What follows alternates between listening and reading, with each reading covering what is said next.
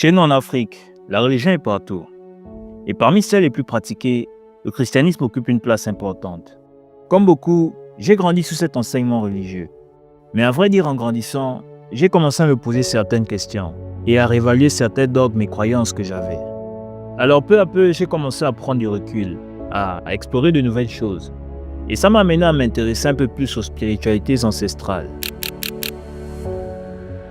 Sur mon fil d'actualité, j'ai commencé à voir apparaître différents créateurs de contenu qui présentaient les pratiques et coutumes de nos différentes cultures.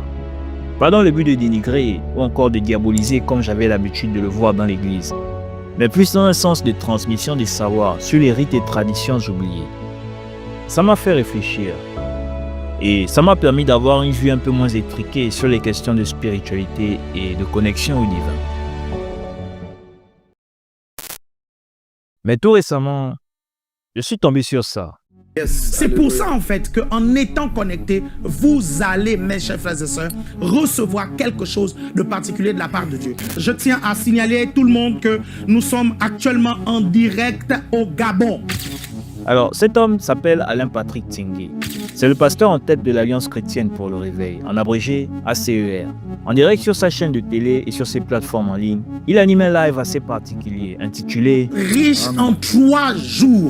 Comment être riche en 3 jours? Ton offrande va convoquer un ange. Ton offrande convoque un ange là où tu es pour répondre à ta situation. Alors, d'après ce monsieur, la parole de Dieu serait une clé pour l'émancipation financière dans la vie des croyants. Ce qui est, à ce que je sache, en totale déconnexion avec le vrai message de la parole. Parce qu'à l'origine, le message central de la foi chrétienne est que Dieu a envoyé son Fils unique afin que quiconque croit en lui ait la vie éternelle. Quand on lit ça, il est très facile de se rendre compte qu'il n'y a absolument aucun lien entre ça et l'enrichissement personnel, n'est-ce pas?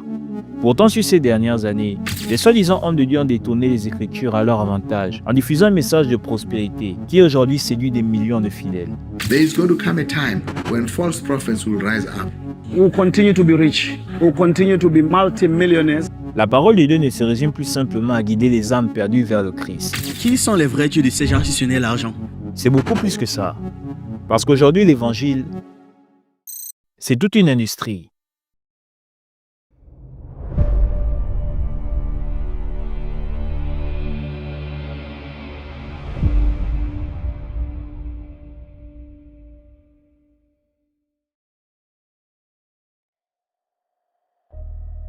Le pasteur va vivre de l'argent de l'église. Un point, un trait. Ça te fait mal, faut sauter, cale en l'air. Tu ne peux pas dire que je prends ma dîme pour aller donner un orphelinat. Ce n'est pas une dîme. Parce que la dîme, c'est quelque chose qu'on prend pour payer un homme de Dieu. C'est le salaire pour le service de l'homme de Dieu. Et les païens sont là. Non, les pasteurs vivent des dîmes et des offrandes. On est d'accord, on vit de ça. L'homme que vous voyez à l'écran se nomme Wilfried Zawi. C'est le pasteur à la tête de l'église Genèse à Abidjan. Récemment, il a été beaucoup critiqué sur la toile par rapport à certains propos qu'il a tenus. La dîme, c'est le salaire des hommes de Dieu. Ça n'appartient pas aux orphelins. Un orphelin ne jeûne pas pour toi. Un orphelin ne chasse pas de démons. Un orphelin ne prie pas pour toi. Un orphelin ne t'apprend pas les principes du royaume. Quand tu me vois voyager partout, chaque mois, chaque 2 semaines, mes voyages me coûtent entre 14 et 15 millions. Je fais ça 2 fois par mois devant vous. Ça fait près de 40 millions par mois. Multiplie ça par 5 mois. Ça fait 200 millions. Alors je ne sais pas vous, mais moi j'entends un discours comme ça venant de mon pasteur. Vous pouvez dire que c'est la dernière fois qu'on me voit dans cette église. Je pense que ce serait pareil pour 90% des gens, n'est-ce pas? Parce que, ok, le pasteur peut vivre de l'argent de l'église. Mais absolument rien ne justifie une telle extravagance, surtout quand on voit les conditions difficiles dans lesquelles vivent beaucoup de fidèles. Mais, regardez ça.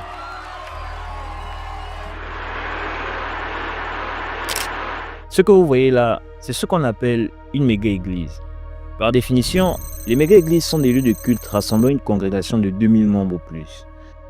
Mais ça c'est sans parler des croisades d'évangélisation qui peuvent attirer jusqu'à une centaine de milliers de personnes. Et à la tête de ces gigantesques congrégations, on retrouve des pasteurs, comme ce monsieur Zawi, qui vivent un train de vie de roi, tout ça financé par la masse des disciples. Alors, pour moi de base, quand on parle d'évangile, ce qui me vient en tête, ce sont des choses comme l'acceptation du Christ, la repentance des péchés ou encore la recherche du salut. D'ailleurs, Quand je repense aux Saintes Écritures et à certains versets spécifiques, la question de richesse et de biens matériels n'était pas nécessairement vue comme quelque chose d'essentiel à la vie du chrétien.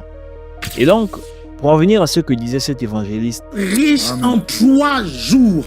Comment être riche en 3 jours? je n'avais jamais entendu parler d'un évangile qui garantit la richesse à ses fidèles. Et dont l'enseignement est axé sur l'acquisition de richesses et de biens matériels. Sans parler de tous ces évangélistes qui étalent leur fortune aux yeux de leurs fidèles comme une façon de leur dire que si vous faites comme moi, Dieu vous bénira également. Après quelques recherches, j'ai découvert que cet évangile porte un nom. L'évangile de la prospérité.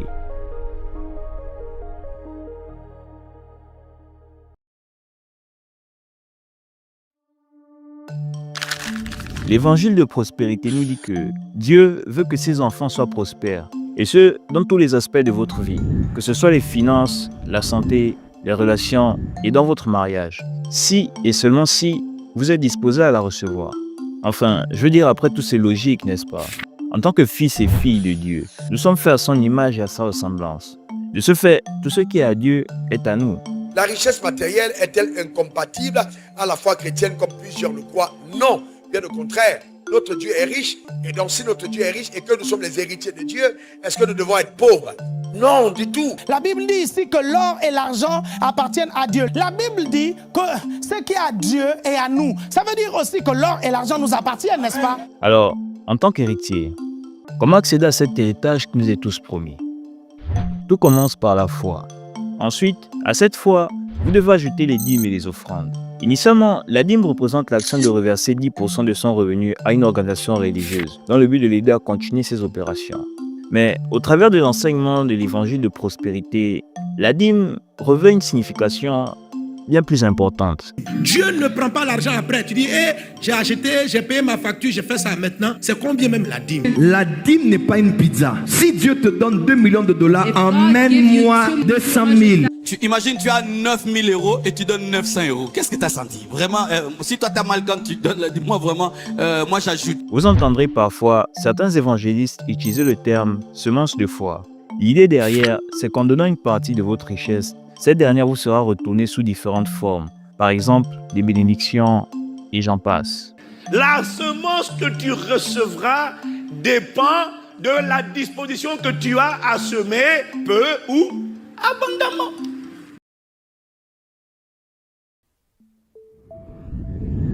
L'évangile de prospérité prend ses racines dans un mouvement des années 40 aux États-Unis. Le mouvement Parole de foi, une théologie qui met l'accent sur le pouvoir de la foi et des paroles dans la vie des croyants. Des personnages comme Kenneth Hagin, considérés pour beaucoup comme les pères fondateurs de ce mouvement, ont popularisé cet évangile au travers de leur ministère. Mais c'est avec la démocratisation de la télévision, avec des chaînes de télé telles que Trinity Broadcasting Network, que cet évangile va connaître une expansion mondiale. Grâce au télévangélisme, beaucoup de prédicateurs ont vu leur fortune exploser, leur permettant de vivre un style de vie somptueux, avec des jets privés et des mentions à plusieurs millions de dollars.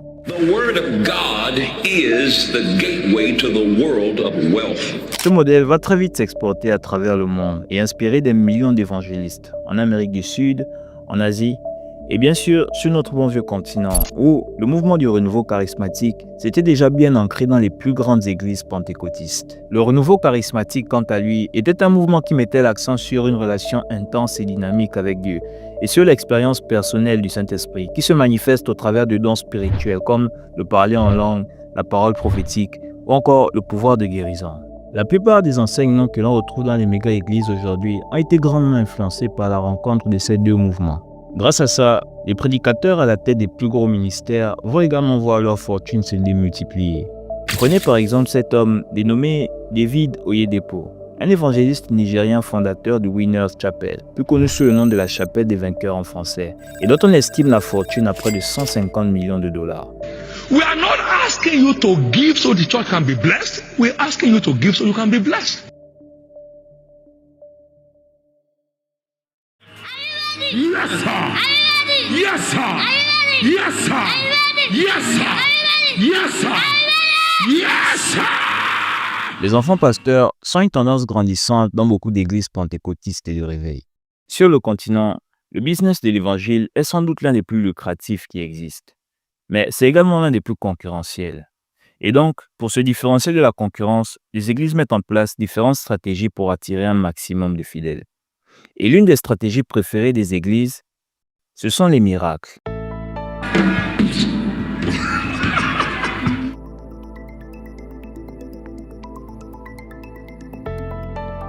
Et dans le lot, on retrouve tout type de miracles, n'est-ce pas? Tous les plus spectaculaires les uns que les autres, que ce soit les délivrances, en passant par les guérisons et même des résurrections.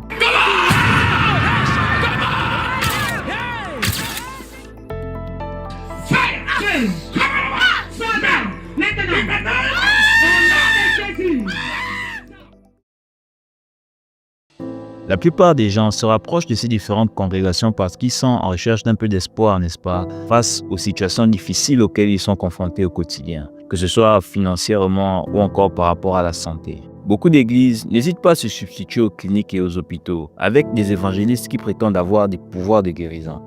Couchés à même le sol, vieillards, mamans et enfants malades attendent une audience privée avec l'évêque. Dans un reportage, on suit la famille de la petite merveille à Kinshasa qui semble très gravement malade. Elle ne marche pas, elle ne mange plus rien.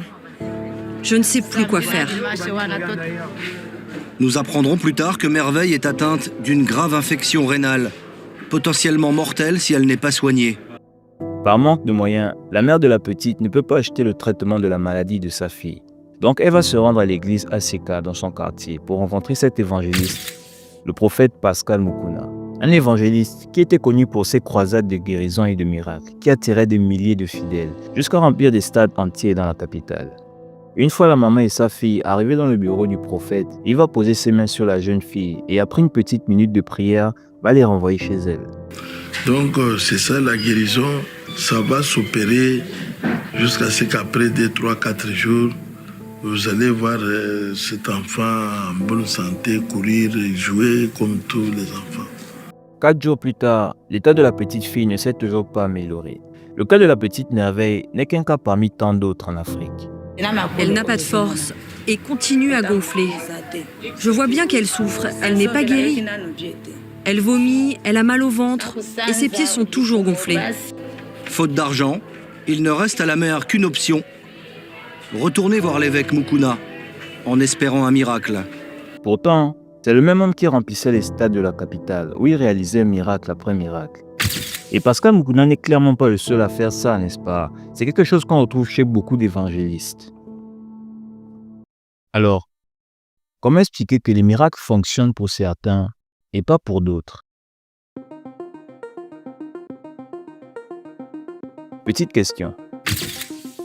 Si ce qu'on voit là, ce sont vraiment des miracles, alors pourquoi ces personnes ne se rendent-elles pas dans les cliniques et les hôpitaux pour guérir les malades qui s'y trouvent? Pourquoi ont-elles besoin de l'ambiance, de l'atmosphère et de tout ce théâtre pour être capables de faire ce qu'ils font? En 2019, dans une vidéo, on voit cet évangéliste nigérien appelé Chris Okafor réaliser un miracle devant les membres de son assemblée sur cette femme qui semble souffrir d'une malformation au niveau de son bras droit. La vidéo est vite devenue virale quand les internautes ont retrouvé 4 autres vidéos du même supposé miracle, réalisées par 4 différents évangélistes.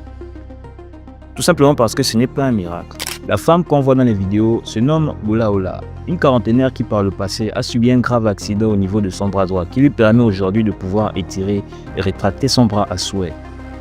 Dans une autre vidéo, tournée en Haïti cette fois, on voit cet homme qui a eu un accident similaire à la femme au niveau de son bras gauche. Et on peut voir que lui aussi est capable d'étirer et de rétracter son bras à souhait. Boulaola était au centre d'un énorme réseau de faux miracles. The purported healing of Boulaola of a hand deformity by 4 pastors has made Christian believers and non-believers question the authenticity of some miracles. Les faux miracles dans les cercles religieux n'est pas quelque chose de nouveau. C'est quelque chose qui existe depuis des générations. Et certains évangélistes ont pu bâtir de véritables empires ministériels sur cette base.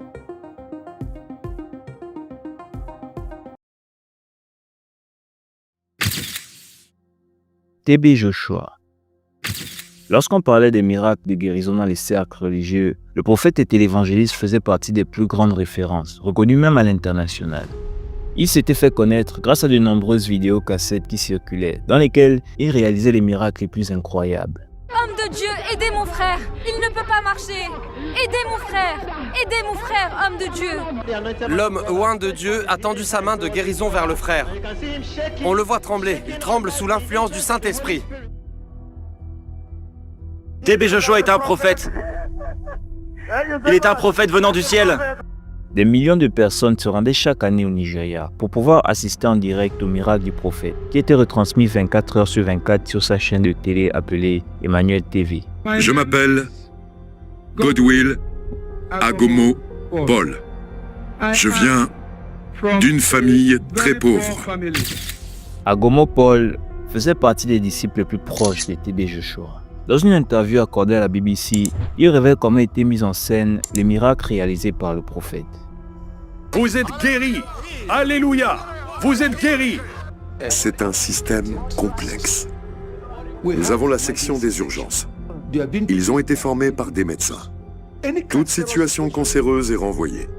Ensuite, les personnes qui ont eu des blessures ordinaires qui peuvent guérir, nous les faisons venir pour les présenter comme des cancers. Le nom de leur maladie est écrit en gras sur leur pancarte.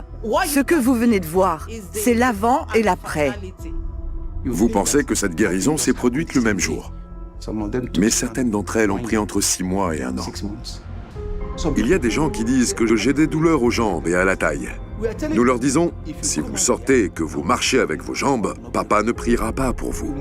Il faut crier, homme de Dieu, aide-moi, je ne peux pas marcher. Homme de Dieu, aidez-moi, je ne peux pas marcher. Les personnes elles-mêmes sont clairement manipulées.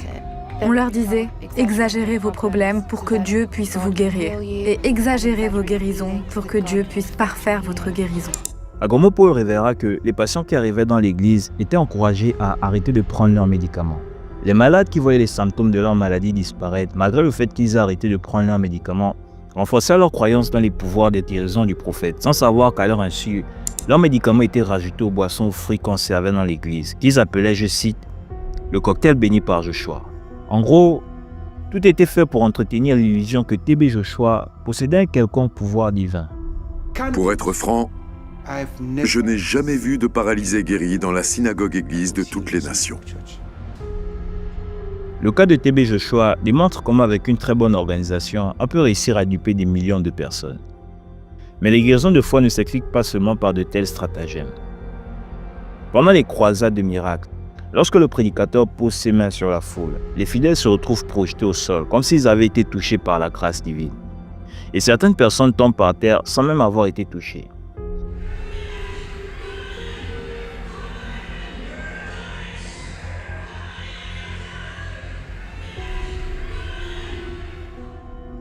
Mais ces comportements ne sont pas le fruit d'un quelconque pouvoir divin comme on voudrait nous le faire croire.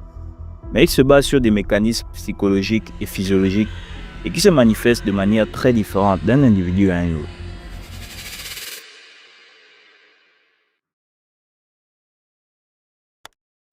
L'effet placebo est un phénomène assez connu dans le domaine de la médecine. C'est lorsqu'un patient ressent une amélioration de son état de santé ou de bien-être après avoir pris un traitement qui est pourtant sans effet actif sur son organisme.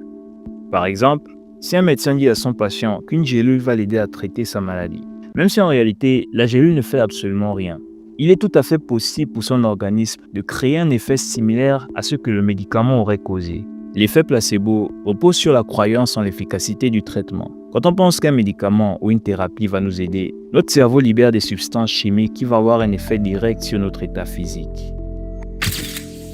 Le prophète Dominique Condé en RDC est connu pour sa boisson miraculeuse qui prétend pouvoir guérir des maladies comme le cancer. Aujourd'hui, personne ne connaît vraiment les ingrédients qui composent sa boisson, mais vous pouvez retrouver plusieurs témoignages de personnes venir attester les bienfaits de son produit.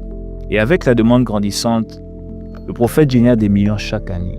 Ça guérit même les sida, même l'estomac, cancer de foie, même cirrhose de foie. Devant la morgue, j'ai pris un verre et le ventre qui était comme ça, verdâtre, ça s'est abaissé directement. La boisson de Dominique Condé remplit toutes les conditions pour créer un effet placebo chez ces millions de fidèles. Et c'est le même phénomène qui prend place lors de ces croisades. Les personnes dans la foule sont si désespérées qu'elles veulent croire que le miracle sera réel pour elles. cette croyance peut être si forte jusqu'à avoir un impact sur leur état physiologique. Ce n'est pas de la comédie. Des phénomènes comme la suggestion collective peuvent amener les fidèles dans un état de transe. Dans cet état, il est tout à fait possible de voir les symptômes de sa maladie disparaître. Mais ce qu'on voit là, ce ne sont que des manifestations de placebo. C'est pour cette raison que, à part les mises en scène, vous ne verrez jamais ces personnes réaliser des miracles qui vont au-delà du placebo. Et c'est vraiment cet aspect-là qui est le plus dangereux dans cette histoire, parce que l'effet placebo a des limites.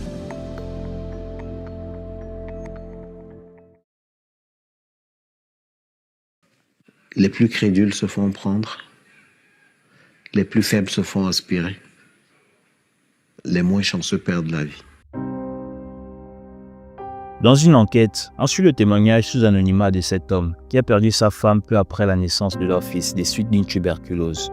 Sa femme était membre de la cathédrale de la foi, une église à Yaoundé au Cameroun, dirigée par le prophète Dionedor Kamdem, plus connu sous le nom du général de Dieu.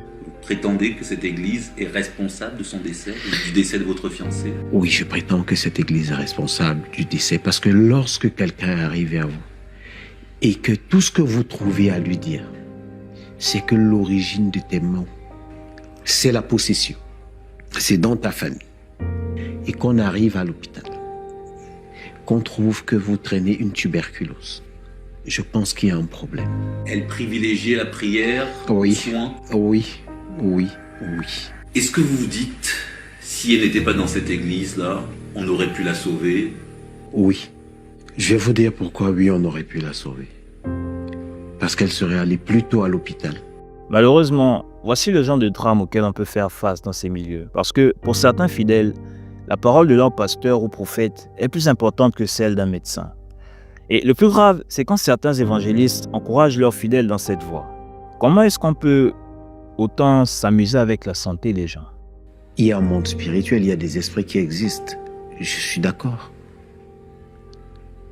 Mais là, regardez cette fois, vous avez plein de chômeurs. Mais tous vont donner plus qu'ils n'en ont. Certains vont s'endetter pour donner.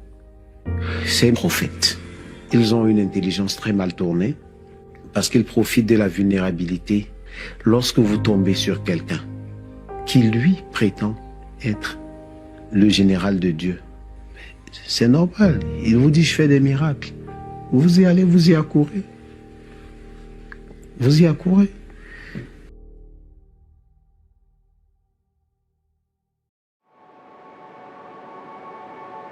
The church has struggled right from its very inception with, shall we call it, gimmicks. It's terrible because there's a lot more of this happening. There's almost a competition of gimmicks. I will do a bigger gimmick than yours. Mine is going to be much more, of a pizzazz than the other one. Somehow it then becomes a way of making money. $20 ou bien $50. Donne et tout ce que tu viens de demander, le Dieu de l'évêque va l'accomplir.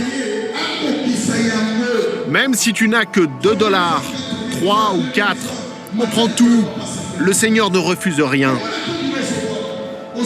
Cet argent, tu ne le jettes pas. Tu le donnes à Dieu. Et si tu ne donnes pas, tu deviendras encore plus pauvre. L'insolence de leur richesse face à la pauvreté de leurs fidèles énerve la raison. Is a profoundly painful disintegration of the human being. To use vulnerability for any kind of religious gain, I quite frankly think is criminal.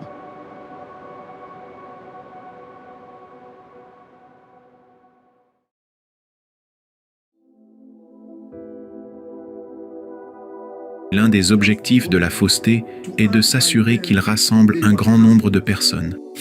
Car pour eux, il ne s'agit pas de salut, de repentance des péchés et de pardon des péchés, et il ne s'agit pas de les conduire à connaître Dieu et à les sauver du jugement éternel.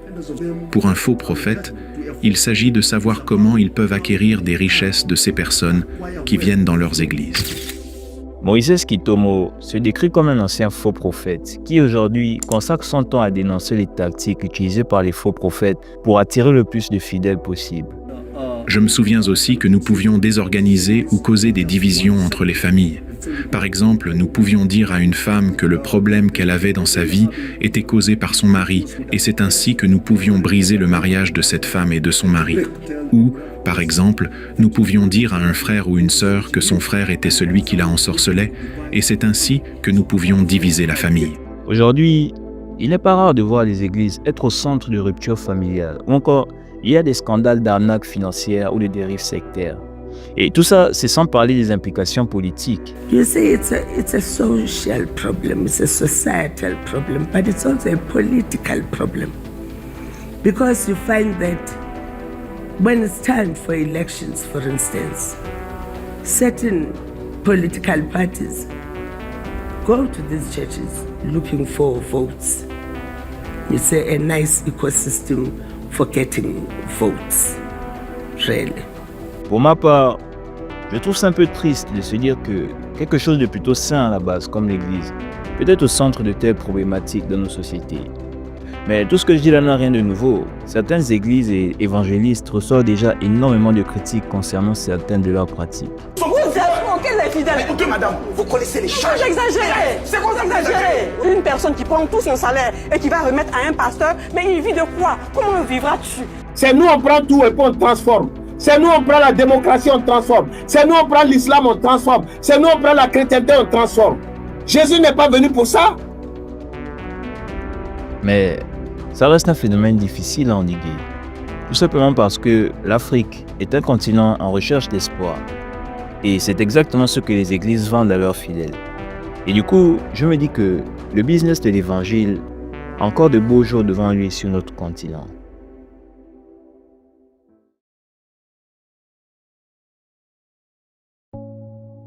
The Bible is now the greatest instrument in creating false industries in the continent of Africa. And that is not to be celebrated. It is to be frowned upon. And we who claim to be Christians, and I normally use this very deliberately, we claim to be Christians. As to whether we are is another debate. We'll only discover that a little later when we are in heaven. Vous savez, la foi et la religion sont des concepts assez puissants. Parce que d'un côté, elles peuvent créer ce sens d'espoir, d'appartenance, de communion fraternelle et de cohésion sociale. Mais d'un autre côté, elles peuvent être aussi utilisées comme des armes de destruction et de manipulation. Et ça, l'histoire nous l'a bien prouvé. Christianity as we know it today in the continent of Africa was a midwife to us through the missionaries. When they came, they were reading the very same Bible that we are reading today. When they sat in Berlin and were dividing the continent of Africa, they were reading the same Bible that we are reading today. À travers l'histoire de l'humanité, on voit que l'homme a toujours cherché à se connecter au divin. C'est quelque chose qu'on retrouve dans toutes les religions qui existent, que ce soit le christianisme, l'islam, le kémitisme ou encore dans des traditions comme le bouddhisme. Et il n'y a fondamentalement rien de mal à ça. Le problème, c'est lorsque des individus se servent de ce désir pour tromper et manipuler des millions de personnes. Tout ça pour un gain personnel. La Bible nous demande de croire sans avoir vu. Mais elle nous encourage également à cultiver un esprit de discernement. Et ce, pas seulement avec la religion, mais dans tous les aspects de la vie. De mon point de vue, je pense qu'il est important de toujours garder un esprit critique. Si vous êtes arrivé jusqu'ici, déjà, merci d'avoir regardé la vidéo jusqu'au bout.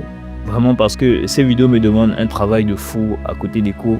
Si vous avez apprécié, n'oubliez pas de liker, et si vous n'avez pas aimé quelque chose, parce que je sais que c'est un sujet assez délicat, faites-le moi savoir en commentaire. S'il y a des éléments que j'ai omis ou mal expliqués, faites-le moi savoir. Et si vous voulez soutenir la chaîne, n'hésitez surtout pas à vous abonner et à activer la cloche de notification. Regardez les autres vidéos qui devraient s'afficher quelque part sur l'écran. Sur cette chaîne, je parle de différents sujets qui touchent l'Afrique, que ce soit politique, économie ou des sujets de société. J'ai d'assez bons projets pour la chaîne et j'apprécierais que vous soyez là pour voir ça. Mais dans tous les cas, les amis, je vous souhaite une belle fin de journée. Prenez soin de vous et on se dit au revoir dans une prochaine vidéo. Allez, peace out.